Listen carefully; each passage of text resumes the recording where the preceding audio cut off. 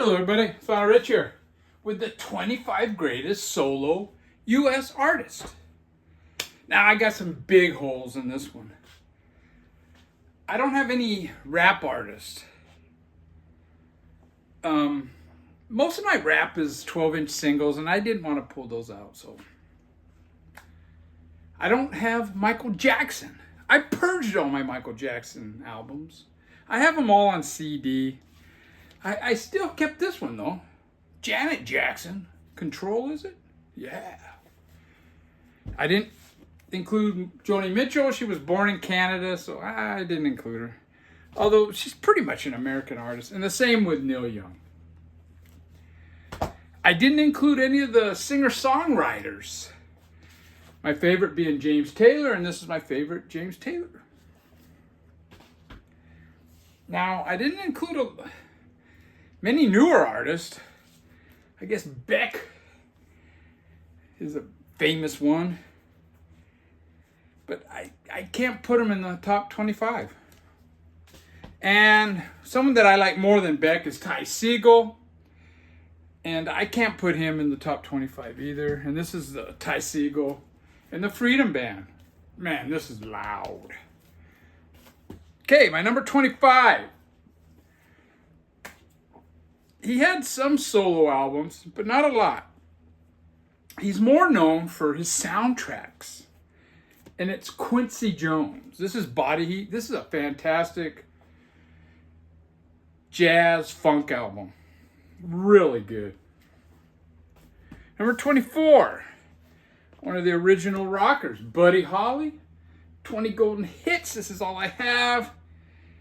It's probably all I need, but it's 10 songs crammed on each side, but they're pretty short. Number 23, we're going to go with Merle Haggard. Now, I know it's Merle Haggard and the Stranglers, but I didn't include him in the greatest bands because he's no more for Merle, you know? And this is Mama Tried. The album that followed that is Pride in What I Am. And a lot of people don't realize it, but they know that Bip Bop Boom was in some rockabilly bands, but did you know he was in Merle Haggard's band? Look at that. There he is. And then I think the album that came out after that is Hag,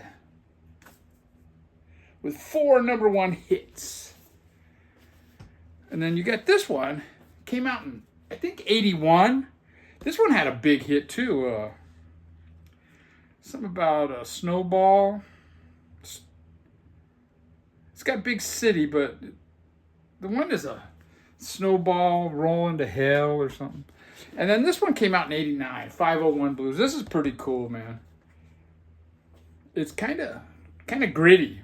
It's not a real produced, polished album. 22, is it? We got Frank Zappa with Hot Rats. Another one that's connected with the Mothers, but he did have his solo albums. And then this is Chunga's Revenge. And then this one came out in 76. This is probably the latest of all the Zappa that I have.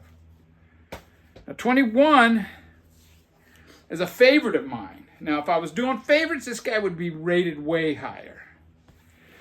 And this is Lou Reed. This record here, if you're like Lou Reed, I recommend this. It's early Lou Reed.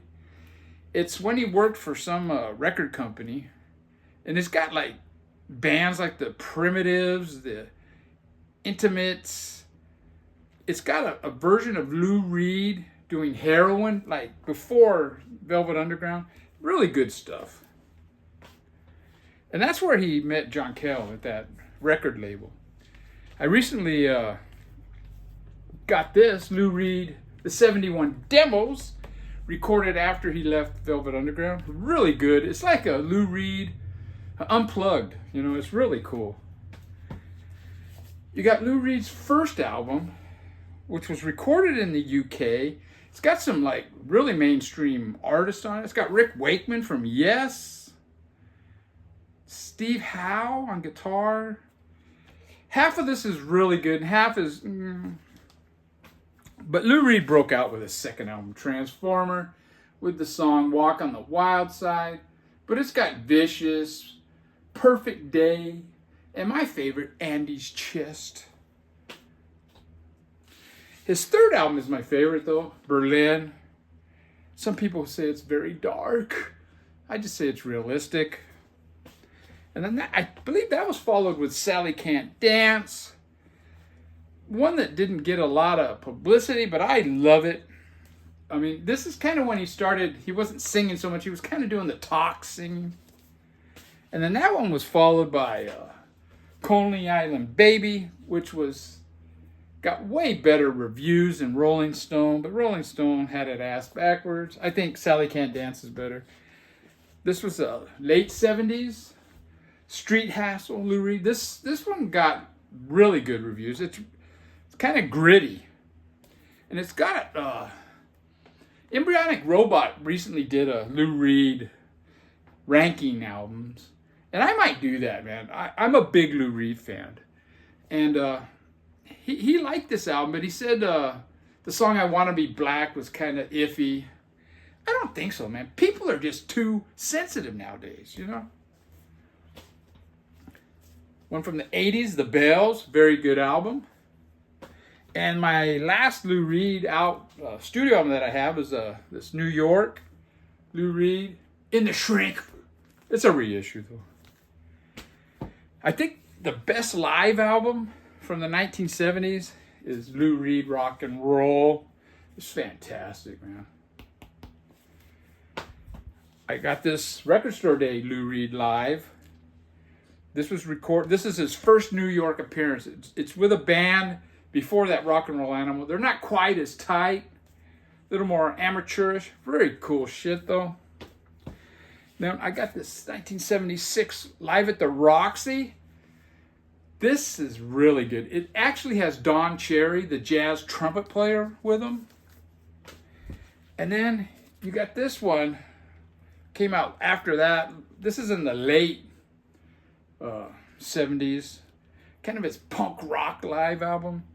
He does some stand-up comedy, a lot of talking on this. And then my last Lou Reed live album is this Live in Italy. I didn't really care for this one. He's got a little too polished. Like, they're great musicians, but I mean, Rush were great musicians, but they kind of suck, you know. Okay, now we're on to 20. Now this guy probably should be rated higher, but whatever. He was big in the 60s, had some really good big soul hits. R&B hits, they call it. Please Please Me and all that. But I dig his 70s stuff. And this is Hot Pants. And then that album was followed with There It Is. And then that one was followed Get on the Good Foot.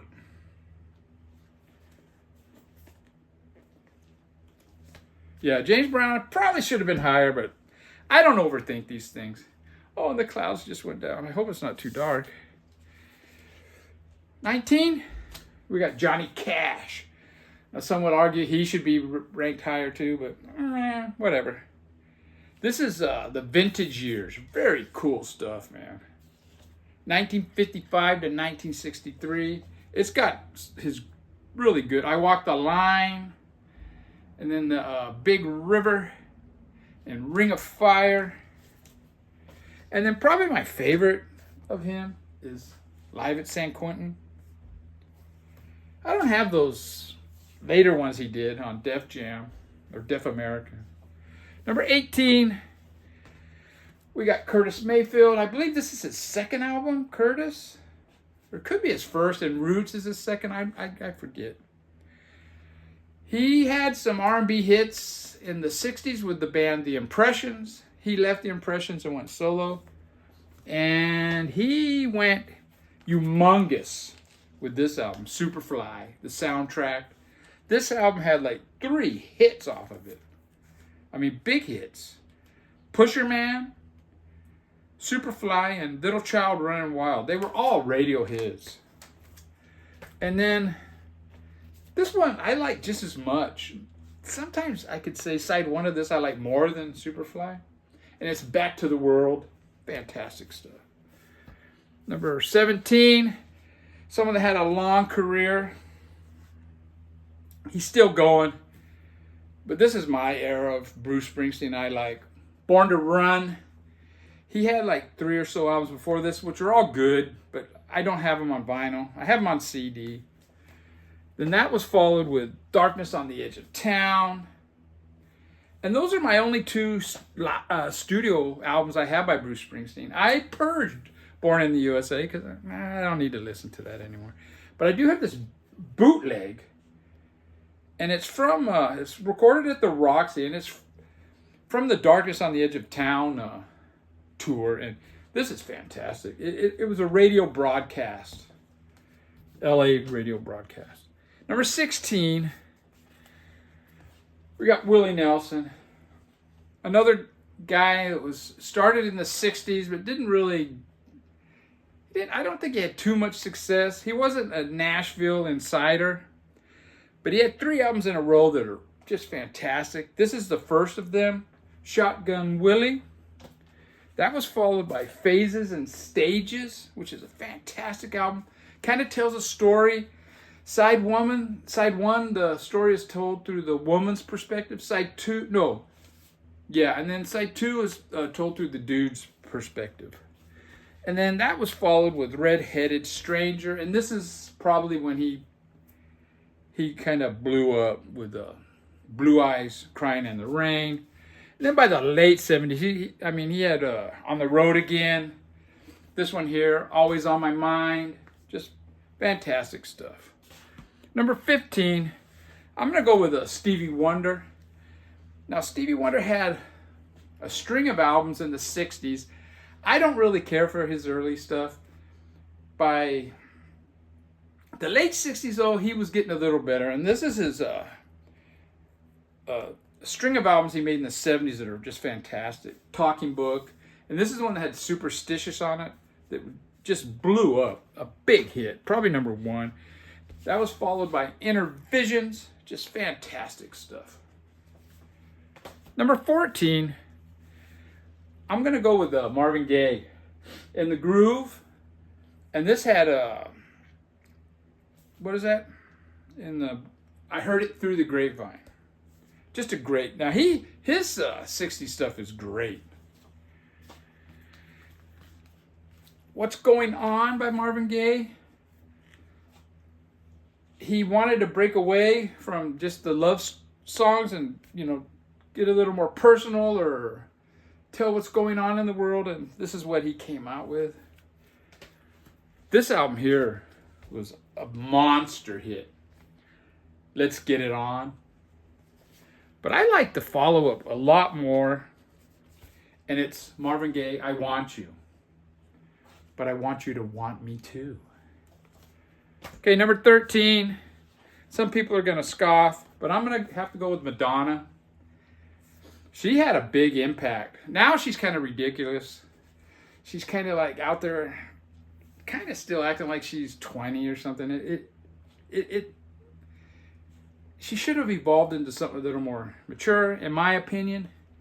But this is her first album. This was such a great album. And I did a video on Madonna, and I should leave a link to that, man. It's pretty good. Number 12, another guy that had a long, impactful career, and it's Prince. This is my favorite album by Prince, Dirty Mind. I think it's his 3rd album, if I remember right.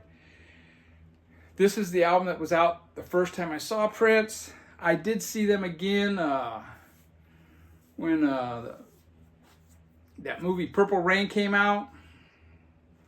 But this is my favorite by him. Now we're into 11. We're getting to top 10 territory here. And I'm going to go with Buck Owens and the Buckaroos. Again, it's a band, but I didn't include them in the bands because they're mainly known for Buck Owens. Don Rich and him, they were fantastic. Just great vocal harmonies. This is I've Got a Tiger by the Tail. Now, for most people, I think a greatest hits is all you need. And I'm sure there's a bunch of them. Now, if you want to get the vintage ones, get Greatest Hits Volume 2. That has I Got a Tiger by the Tail, and They're Gonna Put Me in the Movies. That one's got some great Then we got this one here. I'm showing this one because it's a cool cover. It's Buck Owens in London.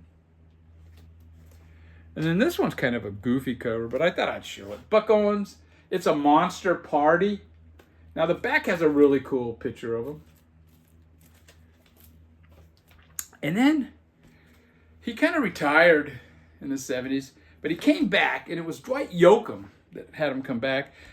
I love this album. It's a fantastic album. It's Hot Dog, and it's got like, side one has like 3 really rocking songs on it.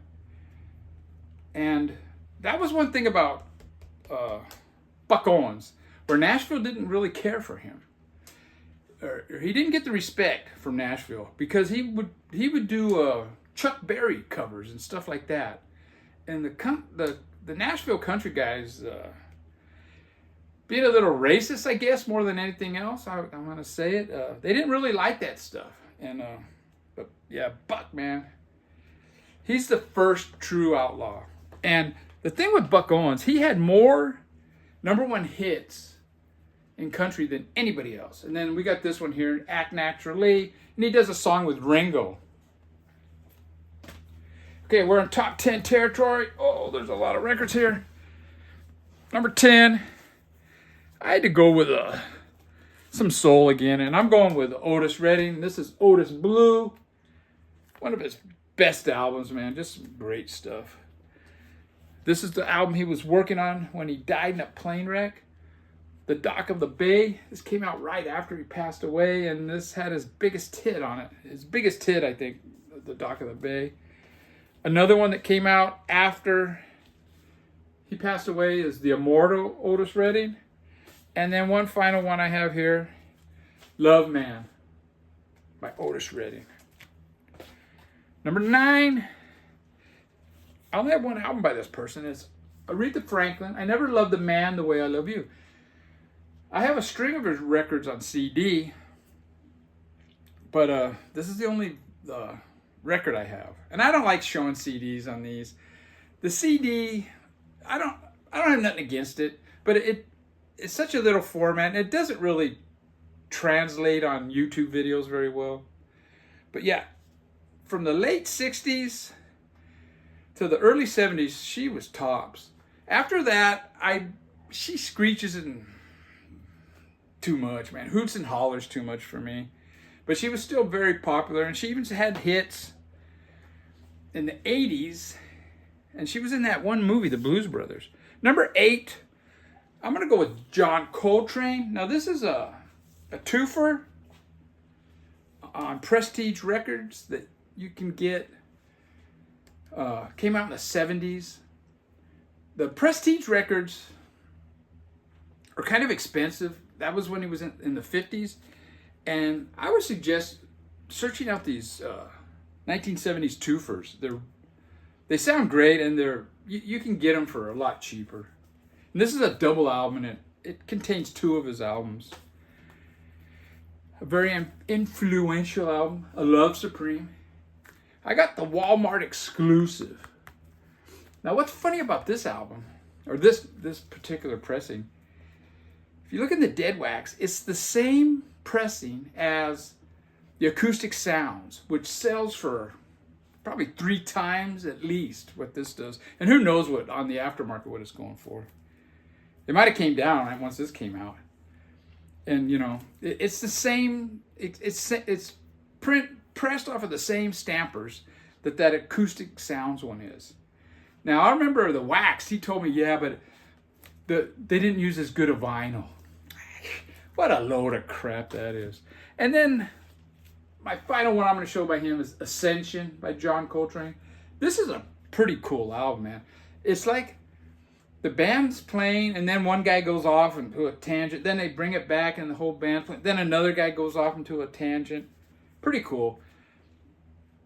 I'm including him.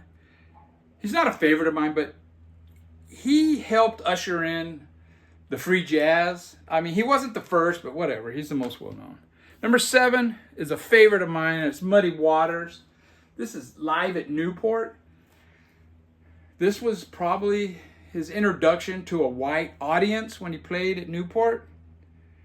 I mean, it was a mixed crowd, but most of the time when he played at gin joints or whatever, and it was, mostly clubs. It was mostly all black. This is fantastic. This is the one the audiophiles love, folk singer, because it sounds so good. He made an album with some of the rock guys. Fathers and Sons, with Otis Spann, Michael Bloomfield, Paul Butterfield, Donald Dunn, with Miles Davis. Now he also came out with this album, it's Electric Mud. Now, this is very psychedelic guitars in that, and they were trying to introduce him to the younger crowd, And this one here, late 70s, his career got revitalized with Johnny Winter, with the help of Johnny Winter. Number 6, we're into the heavy hitters. And I'm surprised this guy's at 6, but it is what it is. And it's Jimi Hendrix.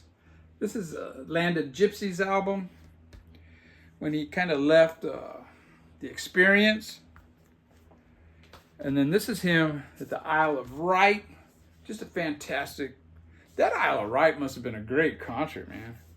The Who were there, Miles Davis, Jethro Tull. I've got DVDs of all of them, and they're fucking great sets. This is the first studio album that was released by Jimi Hendrix after he passed away. And it's Cry of Love, I think. Yeah, The Cry of Love. Just a fantastic album. And then I'm going to show a bootleg here, live in Iowa, Davenport, Iowa, 1968. Now, somebody commented on me, and they said, quit buying bootlegs. It steals money from the artist. No, it doesn't. It's basically stuff that the record labels didn't want to release. And I have one more bootleg, and this is fantastic. This is a Jimi Hendrix Experience live at the Forum, LA Forum. Now, this has been officially released, so you don't need to buy the bootleg anymore. Number 5, I'm going to go with Elvis Presley. And this is him at American Sound Studios. This is fantastic, man. Just a great period of 70, what is this? I don't know. The Elvis people are going to tell me, oh, what the hell. And then I got this one here, live at Stax, or him recording at Stax. This is a CD set, but it's bigger, so I'll show it. Now we're going to go with Miles Davis as number 4.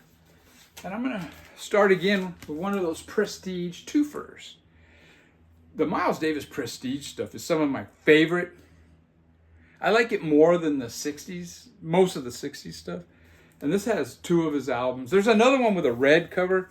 I highly recommend those. I mean, they're so much cheaper than trying to track down a Prestige. This is when he went to Columbia. Miles Davis, Kind of Blue. To this day, this is still the biggest selling jazz album ever produced. It's just got these simple dun dun dun dun. Just fantastic, man. So cool. This is one of his 60s albums. Kilimanjaro or something. With the second quartet. But when he really started getting, my favorite era started with this, In a Silent Way. This is fantastic. It's 2 songs, 1 song on side 1, 1 song on side 2, and I think it's 3 keyboard players. You got 3 keyboard players in it. Fantastic. And then this one here followed that one. This is Jack Johnson. It's supposed to be a movie soundtrack or something. But this is kind of like his rock and roll album. John McLaughlin on guitar is featured heavily on this. And then on Record Store Day, they released this album. It's kind of like outtakes from those sessions. And then one of my favorites of him is this Miles Davis. He Kissed Him Madly, or Get Up With It. Fantastic. Number 3. I'm going to go with Bob Dylan. This is one of his electric albums, Bringing It All Back Home. At least I think side 1 is electric, side 2 is acoustic with Mr. Tambourine Man on side 2. This is one of my favorites of him. This would be a top 5 Dylan album for me. New Morning. I just dig this album, man. And then a great one from the 70s is Blood on the Tracks. Just fantastic album. Tangled Up in Blue. It's just, this is a highly regarded album. And then he had this Christian period, and I'm going to show one of those. This is the only one I have from that era, and it's Slow Train Coming. Fantastic stuff. And number 2, I only have one album of this guy. I did have like a greatest hits, but it was kind of in bad shape, and I purged it. But I got this one. It's in great shape. After School Session with Chuck Berry, man. School Day, Ring Ring Goes the Bell, Brown-Eyed Handsome Man. It's just fantastic. Too Much Monkey Business. One of the pioneers of rock and roll, dude. And number 1, Taylor Swift. Nah, it's Frank Sinatra. This is the best of Frank Sinatra, his Capitol years. Now, I had quite a few Frank Sinatra albums, but I purged them. I purged most of the ones with the big band, like the earlier stuff, because I don't know, that sound just doesn't grab me. But this has got some cool swinging stuff. And back in the 40s, people nowadays may not realize it, but he was like a pop sensation like the Beatles were in the 60s, you know? I mean, my mom was crazy about Frank Sinatra when she was a teenager. And this is a cool album with Count Basie. One of my favorites of his is Strangers in the Night. And then that was followed, I think, by Cycles. And look at this picture here, man, with Tiny Tim. And then finally, we got Frank Sinatra, My Way. Man, the sun kept going behind the clouds. I hope this turned out. I hope I don't have to do this over. Take care, everybody. Have a good weekend.